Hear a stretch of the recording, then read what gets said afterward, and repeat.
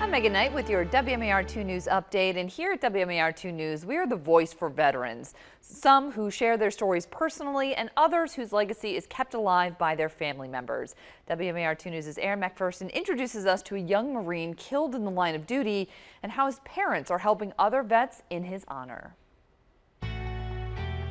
This picture here was one of the last ones of the guys in Iraq. We can never talk about Norman enough. Lance Corporal Norman Wallace Anderson III, a 21-year-old Marine killed in Iraq protecting his unit. And in there is the flag that was actually on his coffin. Norman was called to serve just like his dad, an Army Ranger.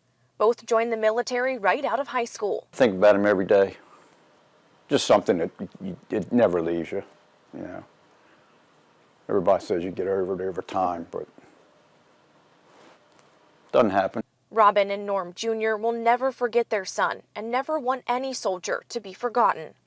Our son was just this wonderful, amazing, giving person, and I know how important it would be for him to make sure that our military, our veterans, their families are never forgotten. I mean, they make such a sacrifice, and the families as well. That's why they created the Snyder Fund, named after their son and his friend, Josh Snyder, who was killed just 6 weeks after Norman.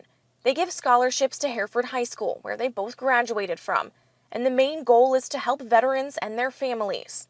We try to help the ones that kind of fall between the cracks, like, you know, maybe the VA can't do something because of whatever the reason, then they'll come to us and we can help them. It's easier for us to distribute our funds and help them out than it is for them to go through the red tape. There are countless qualifiers for veterans to get assistance through different organizations. Where did you serve? Was it Iraq or Afghanistan? How long? Was it pre or post 9/11? And the list goes on.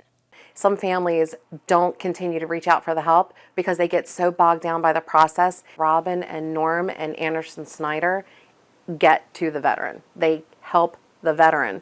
Cindy Ryan used to work for a nonprofit helping veterans. That's how she met the Andersons. I was used to calling Robin and Norm to ask for assistance for other veterans. And now I had to call for my dad. Ryan's dad, a Vietnam veteran, a Marine, had pancreatic cancer. Living in hospice care, he relied on his scooter until one day it broke. He became depressed and started to give up. To hear a man who's been so strong and so independent and care for so many people, including this country, break down over something that seems so simplistic to fix was heartbreaking. And if not for Robin and Norm, I don't think I'd have had my dad as long as I did. They donated 2 scooters to the VA, one going to Ryan's dad, giving him his independence back. I don't know that they actually understand the impact it had on my siblings and I to have my dad around for a few more months. And just to hear the change in him and how happy he was. The Anderson Snyder Memorial Fund has made an impact on countless lives. Some they know and many they don't. This was at Norman's gravesite one time when we went. To the family of Lance Corporal Norman W. Anderson III. I wanted you to know how much I appreciate and respect everything he did for our country. He made the ultimate sacrifice, and we are forever in his and your debt.